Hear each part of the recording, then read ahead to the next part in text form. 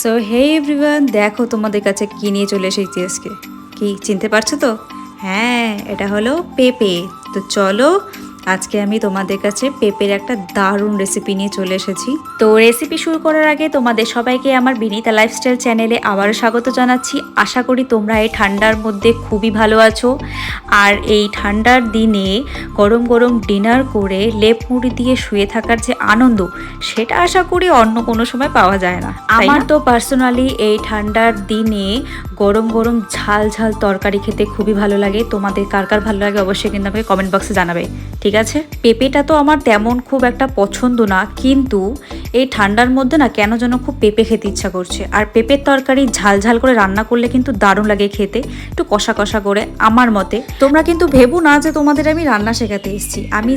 আমি যা রান্না শিখেছি, যেভাবে শিখেছি আর যেভাবে খেতে আমি ভালোবাসি, সেটাই তোমাদের সাথে শেয়ার করব বলেই কিন্তু আমি রান্নার ভিডিওগুলো বানাই। তো আজকেও আমি এই কারণেই তোমাদের সাথে শেয়ার করব বলে ভিডিওটা বানাচ্ছি, যে আমি পেঁপে তরকারি কীভাবে খেতে ভালোবাসি। তো তোমরাও কীভাবে খেতে ভালোবাসো অবশ্যই আমাকে জানাবে। আমি এতদিনে যা বুঝেছি, তুমি যতই কারোর জন্য করো না কেন, যতই কারোর মন জিততে চাও না কেন, তুমি কিন্তু কখনোই কারোর মন তুমি জিততে পারবে না। আমি যতদূর জানি, তোমাদের কি মত সেটাও তোমরা আমাকে জানাবে আমি ঠিক বলছি কি না। এই জিনিসটা বেশিরভাগ একটা মেয়েদেরকেই ফেস করতে হয় আমি যতদূর জানি, কেন কি আমার সাথে এসব হয়ে আসছে, এখনও হয়ে আসছে। তাই তোমাদের সাথে ভাবলাম একটু শেয়ার করি কথাটা। তো তুমি যতই কাউকে করো না কেন, যতই কারোর মন জেতার জন্য তুমি এত করে বেড়াও না কেন, সব সময় তার কাছে কিছু না কিছু কিন্তু কমি থেকেই যায়। কারণ আজকের দুনিয়াটাই স্বার্থপর মানুষে ভরা। তুমি যতই দাও ততই লাগে। দিলেই ভালো থাকবে, আর না দিলে তো হাজারো কথা শুনতেই হবে, তাই না? আচ্ছা যাই হোক, এখন দেখো তোমাদের সাথে কথা বলতে বলতে আমার কিন্তু এদিকে তেলটা গরম হয়ে গেছে। আমি এই তেলের মধ্যে সাদা জিরা আর দুটো শুকনো লঙ্কা ফোড়ন দিয়ে দিয়েছি। এখন আলু আর পেঁপেটাকে দিয়ে একটু তেলের মধ্যে ভালো করে একটু ভাজা টাজা করে নেব। তাহলে আমার আলু পেঁপে ভাজা হওয়া পর্যন্ত তোমাদের কাছে সময় আছে। তোমরা ফটাফট এতটুকু সময়ের মধ্যে আমার ভিডিওটাকে লাইক করে দাও এবং তোমাদের বন্ধুদের মাঝখানে শেয়ার করে দাও। আর যারা যারা আমার চ্যানেলে এখন নতুন আছো, তাদেরকে বলে দিচ্ছি ফটাফট আমার চ্যানেলটাকে সাবস্ক্রাইব করে দাও এবং পাশে থাকা বেল আইকনটা প্রেস করো আর নোটিফিকেশনটা অল করে রাখো। তাহলে আমি যখনই ভিডিও পোস্ট করব তোমাদের কাছে কিন্তু সাথে সাথে নোটিফিকেশন চলে যাবে।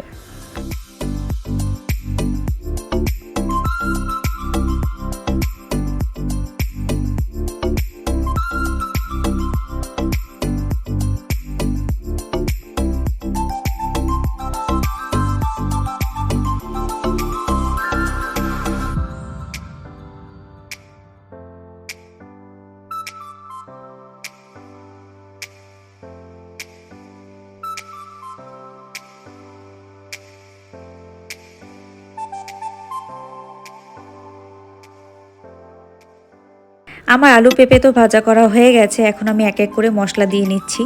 প্রথমে স্বাদ মতো নুন দিয়ে নিয়ে নিচ্ছি, তারপর হলুদ, জিরার গুঁড়ো, ধনিয়া গুঁড়ো, শুকনো লঙ্কা গুঁড়ো আর কাশ্মীরি শুকনো লঙ্কা গুঁড়ো দিয়েছি আমি জাস্ট কালারের জন্য। আর একটা কথা তোমাদের জানিয়ে দিই, এখানে লবণ হলুদ বাদ দিয়ে যত মশলা আছে, জিরা, ধনিয়া, শুকনো লঙ্কা গুঁড়ো, এমনকি গরম মশলাটাও কিন্তু আমরা বাড়িতে বানিয়ে নিই। আমরা কিন্তু বাইরে থেকে প্যাকেট কিনে আনি না। এখানে প্যাকেটের মশলা তেমন ভালো লাগে না খেতে, যার জন্য আমরা বাড়িতে বানিয়েই ওটাতেই রান্না করি। ওটাতে টেস্ট অন্যরকমই আসে। এখন আমি তরকারিটা অল্প অল্প জল দিয়ে কিন্তু ভালো করে কষিয়ে নেব। ও আরও একটা কথা তো বলতে ভুলেই গেছি, এখন আমি এই তরকারিতে লঙ্কা আর আদা পেস্ট দিয়ে নেব। এই লঙ্কা আদা পেস্ট কিন্তু আমি সবসময় স্টক করে রেখে দিই ফ্রিজে, কেন কি প্রত্যেকটা তরকারিতেই লাগে রান্নার সময়, যার জন্য আমি সবসময় পেস্ট করে। তাহলে তরকারিতে তো সব মশলা এখন দেওয়া হয়ে গেছে। এখন আস্তে আস্তে আমি কষিয়ে নিব তরকারিটা, তারপর অল্প অল্প জল দিয়ে দিয়ে ঢেকে ঢেকে আমি সিদ্ধ করে নেব সবজি। তারপর সিদ্ধ যখন হয়ে যাবে তখন সামান্য পরিমাণ মতো জল দিয়ে আমি কষিয়ে কিন্তু নামিয়ে নেব। তাহলে তোমরা ভিডিওটা আস্তে আস্তে দেখতে থাকো। আমি কিন্তু আগেও বলেছি আর এখনও বলছি, আমি কিন্তু রাঁধুনি না আর তোমাদের রান্না শেখাতে আসিনি। আমি যতদূর জানি, যেভাবে রান্না করি সেটাই তোমাদের সাথে শেয়ার করবো বলে ভিডিও বানাচ্ছি। তাই যদি কোনো ভুল ত্রুটি হয়ে থাকে অবশ্যই আমাকে ক্ষমা করে দেবে।